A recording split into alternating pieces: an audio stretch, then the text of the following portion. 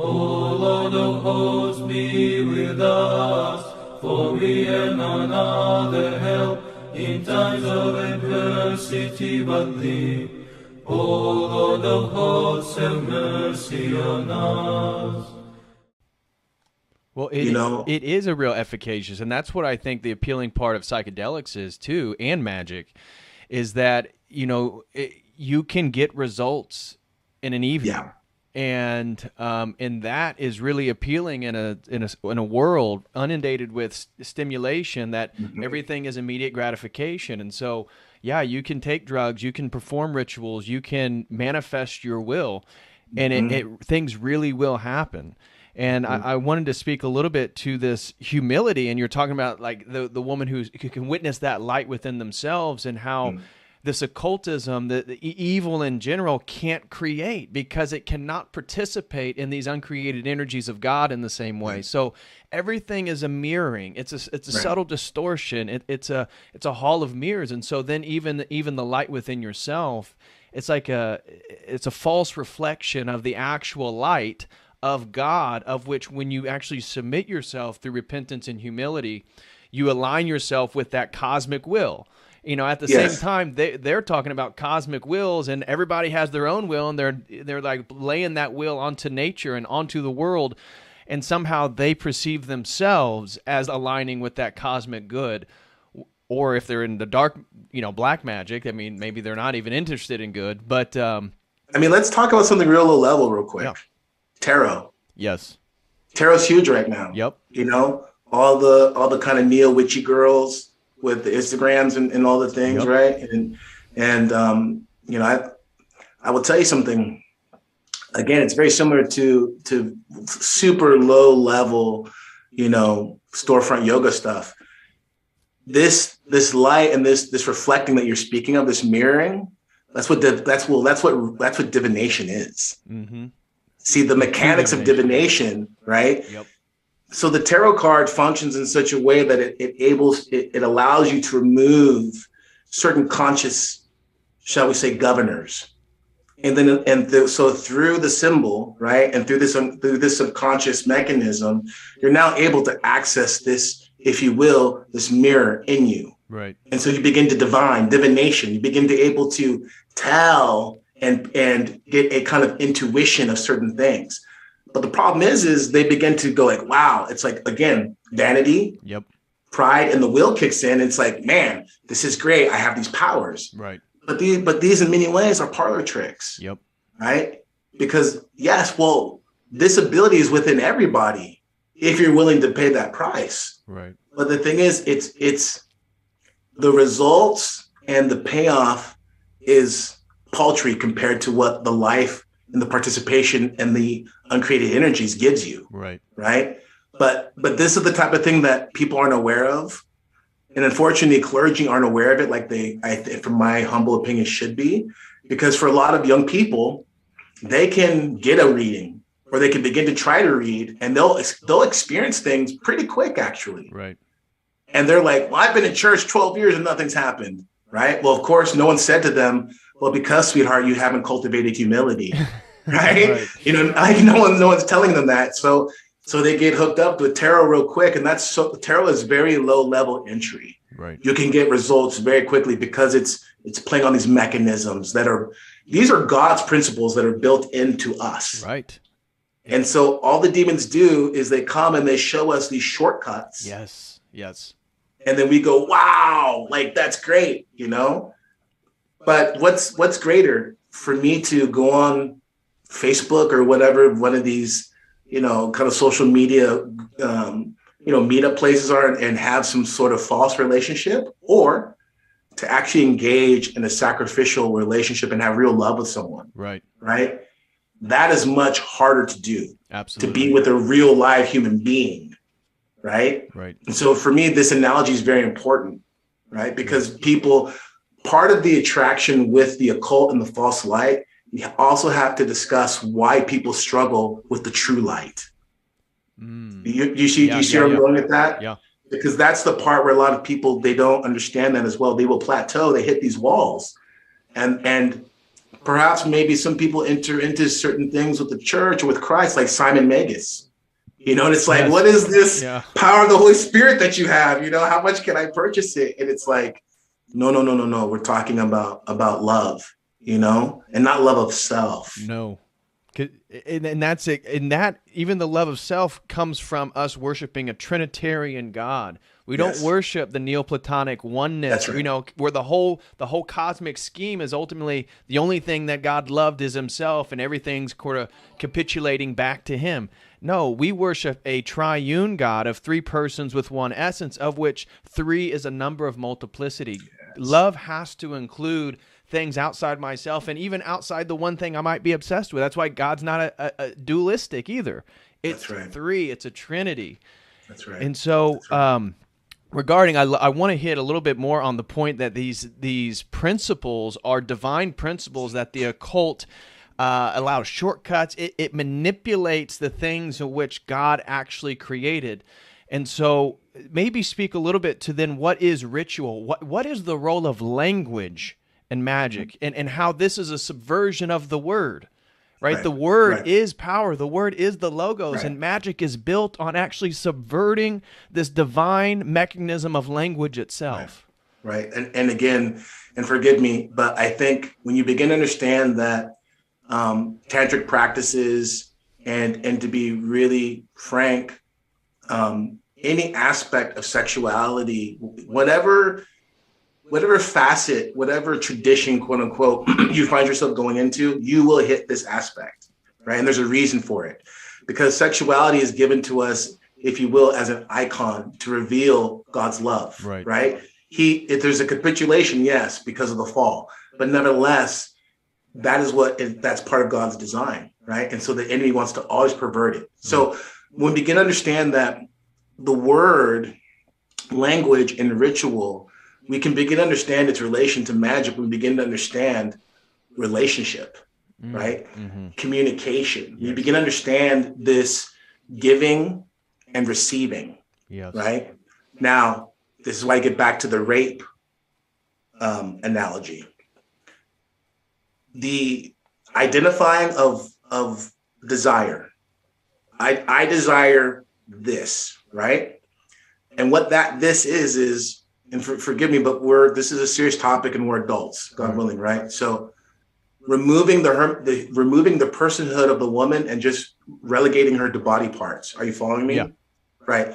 So I begin to understand, if I can begin to chop up that woman and segment her in such a way that personhood is removed, I'm looking at body parts. Now I'm looking at ways in which I can now engage directly and pull from what I've identified in the material realm, what I want, right? I need certain language to get me there as quick as possible, right? Yeah. So ritual in the occult, it's all there to facilitate a type of very cold and rape-like efficiency, period. Right. Whereas ritual in the life of one who's seeking to unite himself with Christ is there to, and forgive me, I don't want this to sound cheesy or anything, but in the greatest sense of it, romance. In the greatest sense of it, a wooing, right? Because wooing fundamentally entails freedom, the free will, right? So ritual then becomes a means by which the ineffable, that which is above our ability to articulate and understand, it's a condescending, and that ability to come down and provide a language and a means by which we can encounter holiness. That's the place of ritual, right? But the inversion of that, right? The dumbing down isn't just in regards of making less syllables in language. It has everything to do with playing to the base passions, if you will. Yes. If you compare ritual in, really any occultic practice, what you'll find is there's a dumbing down of, and what I mean by dumbing down, I mean a direct appeal to the sensory in a way that removes personhood. Are you following me? Yes. That's why I brought up the objectification of body parts, right? Yeah. The Holy Liturgy is the complete opposite of that. And this is the thing. There are veils that are there. right? Right. Both, spiritual, metaphorical, and literal veils. Right. And those veils are there to usher us into a place of not just ascent, like moving upward, but giving ascent to God, right? I'm giving myself, right? The bride has the veil, and the veil is symbolic of this movement towards the groom and the giving of self, right? I'm removing this barrier, right? These barriers of meaning these veils are dealt with in the liturgy, and the liturgy begins to gives us a greater schema by which our lives begin to be played out sacramentally. Are you following me? Right? Yes. Every day, our lives, if as an Orthodox Christian, are following that greater schema of the liturgy, that liturgical life, and veils are being removed, and other veils are coming in front of us because we're moving towards holiness, right? And God is protecting us, not him. As a priest with the chalice, right? I am primarily actually preserving you, right? By making sure, guarding the mysteries in that sense. Yes. Because our God's a consuming fire, right? And so all of these things, the language of ritual for us is a language of love, but it's a love that is condescending and aware of our weakness. Right. He is aware of his holiness. And this is why the seraphim, right? With two, they cover their face, and two, they cover their feet, and two, they fly, right? Even for them, he is terrible, right? And in this great language, right? The inversion of that is like, no, rip it off. Let's get to it quick, right? And what that does is, remember we started off early on talking about the toll it takes on a person physically. Yes. That's one of the things they don't tell you. When you begin to practice, and when you begin to bring in especially substances to help augment your ritualistic practice, well, it augments also the damage that it can do on your nervous system. It augments in many ways the damage that it does on your nervous system is the damage that it begins to do on your soul, right?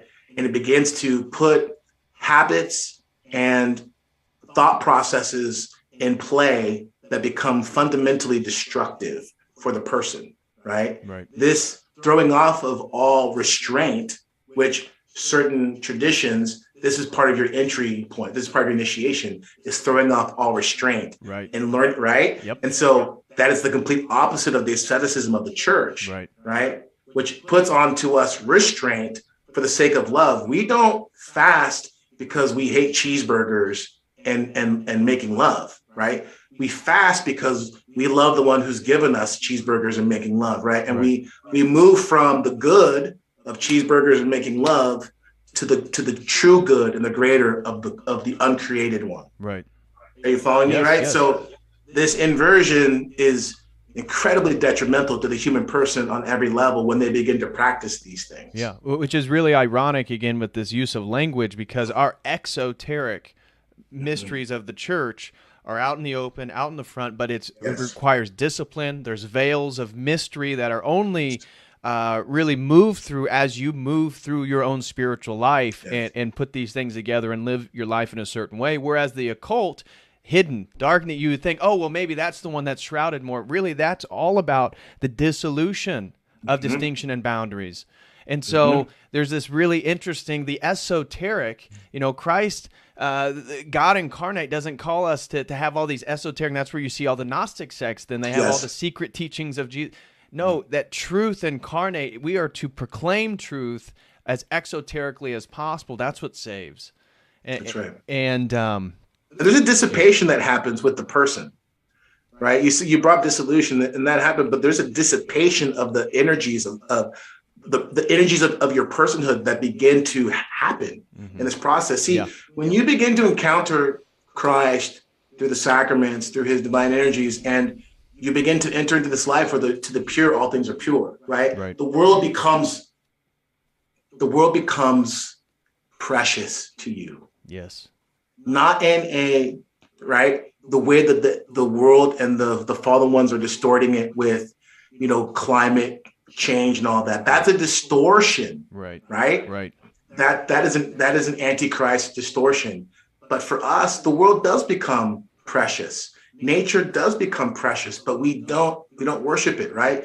When you enter into the energies of God, you actually learn almost automatically, just by proxy of participating liturgically and seeking communion with God, to preserve yourself, Yes. the energies that constitute who you are, right? Right. This is why, and forgive me, I hope I'm not being too Pollyanna-ish, but if I can speak frankly about a practice that's really dangerous, right? Yeah. Masturbation. Yeah. Masturbation and pornography, right? It's more than just being caught up in lust. Right. It's a dissipation of man's life force and energy, right? On multiple levels. Are you following me? Yes. Right? Yes. When you enter into the ascetical and sacramental life of the church, if you are in a place where Christ and the tradition is being honored, if you're in that place, right? Because not everyone's there, you will be taught how to preserve your energy. You'll be taught to not just simply preserve it, but you begin to offer it back to God, and God cannot be outgiven. Mm. What you receive in return is exponentially greater. And so there is this cycle of energy. This is very much a part of what the Hesychasts are talking about. When you read St. Gregor Palamas, this energy that's cycling out and in, this is what's happening. But the occult is a dissipation of that energy. Are you following me? Yes. Right? Yes. So everything that we find the world chasing after right now, if you look at it, whether it is, even though we're on a platform, but God can, redeem things, but everything from a habitual use of social media to gluttony, right? Because gluttony actually dissipates your energy, right? Like all of these things push people to this process of dissipation of self, yes. right? But God wants to preserve us. Right. This is why the lie of the enemy is so hideous and tragic too, because the enemy is like, Western God, Zeus, however, whatever mindset they want to paint the Trinity of the Father as, it's such the opposite. The laws of God are there to preserve us. Yes. Right? But we're taught, no, it's trying to keep you from having fun. Right? So we rush headlong into the thing that's our destruction. Well, and that brings up for me the topic of this larger occult ritual that everybody's ultimately being brought in. So you talked about masturbation and pornography and how the occult is a continual hierarchy, and it ultimately goes back to the evil one. And when I look at the world, so many people are unknowingly being brought into a massive occult ritual of which it's dissipating that image of God in themselves to bring them back to that base animalistic state where the energies that they're driving off of are the primitive energies, not the divine energies that require discipline, that require restraint, that require a sort being of a human. Yes. No, they want you to become an animal. And so you see the metaverse and you see how they're, what they're trying to do with pornography and artificial wombs and all this stuff is a manipulation of what God created for this occult man-made ritual that's happening globally. And so there's a lot of occultists that may be doing private rituals in their own little attic or their own, but it's all like this web. It's all at a nexus that's ultimately moving in the same direction, that's ultimately bringing about moving us closer towards the end time in one way or another. And so I think a lot of people don't appreciate how the sins that we engage in are influencing efficaciously this ultimate end of this ultimate occult ritual. I mean, that's where it's all going towards. Right. I mean, me and some of the brothers and I the other night were kind of talking about a problem that is really beginning to, the Ark, the church. She's in some interesting waters right now. Yeah. And in particular, let's get into something which, I mean, as you know, have explicit occult origins in regards to transgenderism, right? And the transgender, it's. I can't remember what year it was, but the androgyny of Marilyn Manson and Mechanical Animals, if you remember that album cover, right? Well, if you understand how cycles of subculture and pop work, it shouldn't be surprising to anyone that now a lot of the imagery that you see people doing with body modifications, which, by the way, I'm tattooed, so I can talk about this stuff, right? A lot of that points, I can give a direct visual connection there. Now, again, someone will be like, okay, now you're talking about Marilyn Manson, then you were talking about Kiss earlier. But what people don't understand is Marilyn Manson, and in particular that album, when you begin to understand that album, it wasn't his sophomore album, but in many ways, it was the album that came out after his kind of like breakthrough track with The Beautiful People, right? Yeah. And then Mechanical Animals is released. And we begin to understand that that is in many ways kind of how it works. You have a shock and awe. People are interested. But by the time that album came out, now you have people that are really trying to be in this fan base. And you have a lot of young people at that time, even kids, that now that they're old enough to begin to, pay the money to modify themselves, let's say, or they're able to start, getting into this kind of viral mimetic mindset of transgenderism. Yes. I'm not saying it's the key there. I'm saying this is one key that I'm pointing to of how there is a larger spell that's working, right? And just so we're clear, I'm not saying that Marilyn Manson was in some back room going, ha, ha, ha. Although he might have been, I don't know. But the point being is, it doesn't matter. Exactly. Because getting back to the first point of our rule number one, we're dealing with intelligences. Right. And these intelligences, they can and do move through popular movements. That's how they disseminate these understandings. And transgenderism and the breaking down of distinction, which is a full frontal assault against order. Yes. That frontal assault against order is a frontal assault against the logos. Yes. Are you following me? Right. Absolutely. So forgive me. Go ahead. I was going to say that androgyny is exactly that, and we can even go back to people like the Knights Templars, where they created Baphomet. Yes, and then and then you look at it, read Morals and Dogma by Albert Pike. He'll tell you that Masonry, we're going back to these mysteries. We're going back to Eleusis. We're going back to the ancient psychedelic mysteries. And this idea, the spiritual idea of androgyny, I find it within Orthodoxy, within converts and stuff, still this idea that, Adam and Eve, before they fall, they didn't have sexual genitalia. Maybe they didn't have to copulate in certain ways, but he created man and woman. That's right. And this idea that somehow sexual genitalia, male and female distinction, is like less spiritual, is an affront against God's ordered creation. Well, think about it this way. One of the things I keep hammering to people, because it drives me crazy, because I tell people in my catechism and I tell my spiritual children, I said, let's just be clear about something, right?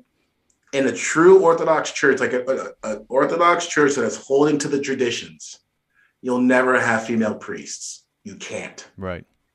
You can't. Well, why is that?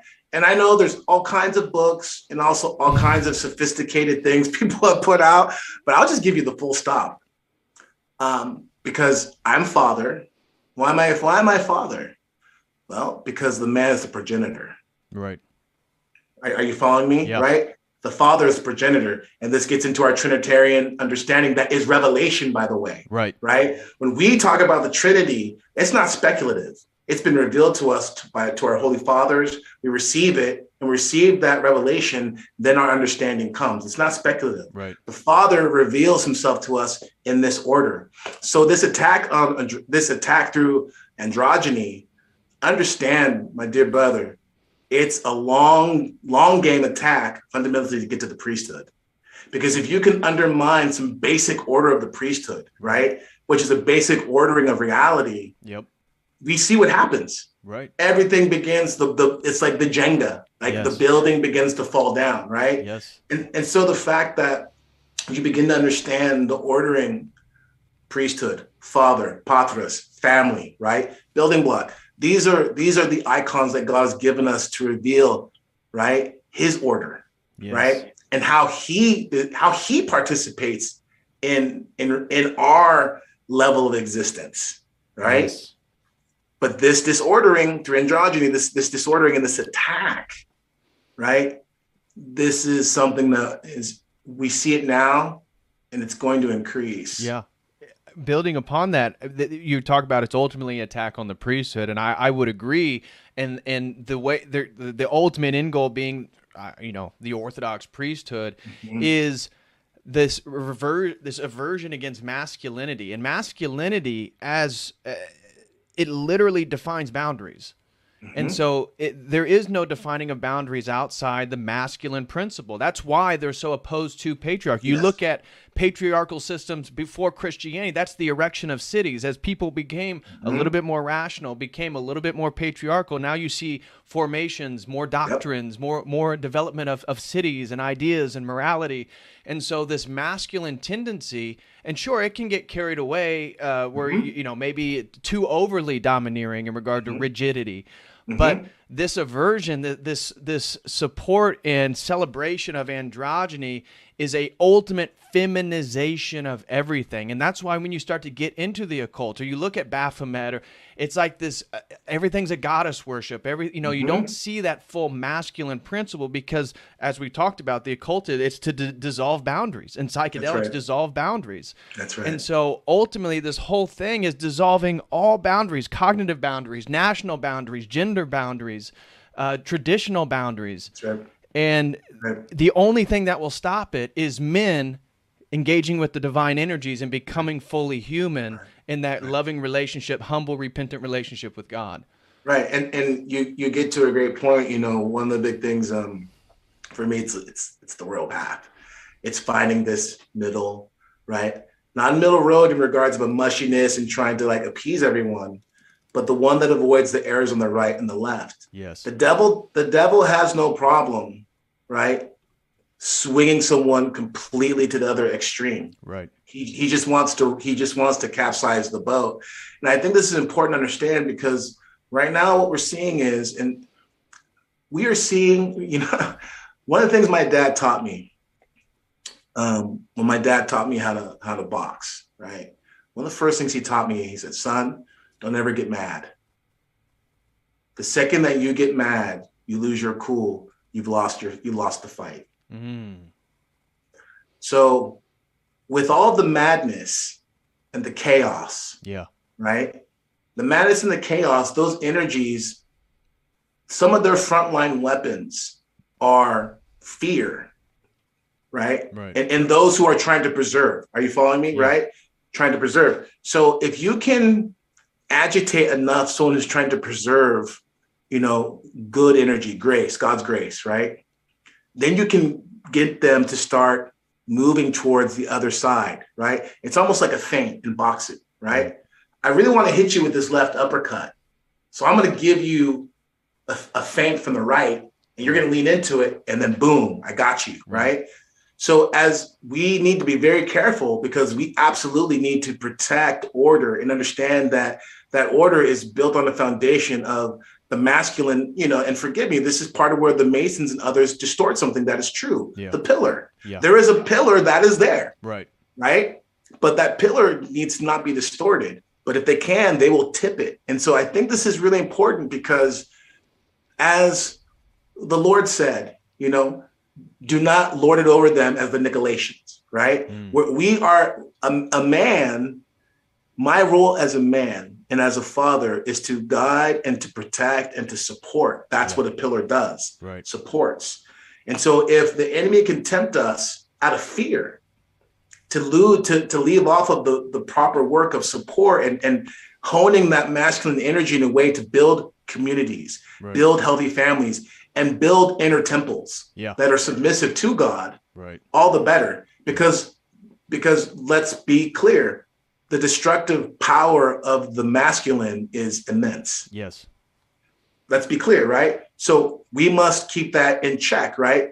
God wants us to be husbands. The husband, the etymology of that husband is what? Is one who tends a garden, right? We need to, the husband needs to tend the garden, right? Our wives and our women, they are our garden, where you need, and that is this synergy that God has created. Right? Are you following me? Yes. But the inversion of that, the splitting of that, all the better.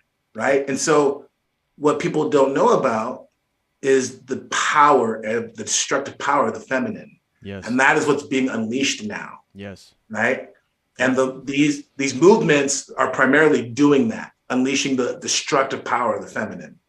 Yeah. And you see this in the name of femininity and feminism and all this stuff, then the acceptance of transgenders into female sports. And you see that this whole feminine destructiveness is only reasserting then those pernicious forces that are in a way masculine forces to even dominate those women more. Yes. That a traditional masculine orthodox man, I've used the metaphor, is like the castle walls. Women and children are the jewels inside the castle, but they're only preserved by the castle walls standing. If there's no castle walls, then everything can be looted. And then that's what we're seeing it in our society right now. Yes. And we're seeing that, you know, with the sexual degeneracy, with the OnlyFans, with the transgenders in female sports, nothing is actually preserving what all traditional cultures recognize as pure and righteous within a female.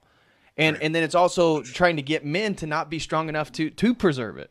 I mean, I think is important. I don't know how we're doing time, but I also want to talk about this too, because this is a great point I want to segue into, is people need to understand how this begins to impact. I think so many people may tune out and just think that we're talking about psychobabble, spooky, whatever. No. This impacts every aspect of reality, the sociological. Yes. Right? Let me tell you why, not all, by the way, not all, but why so many African-American communities are destroyed because of this very thing right here, right?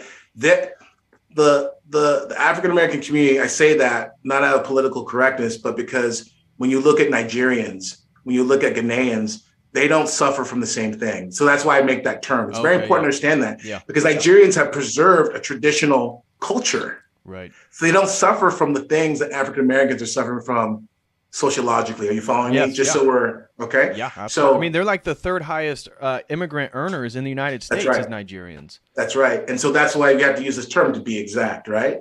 So the dissemination, which by the way, it's tested in small people groups, minority groups. If it's successful, then it gets pushed out to everyone else, right? Right. So I'm going to say it. I'm going to go there, but the salacious, passion-filled work of most hip-hop music. Right.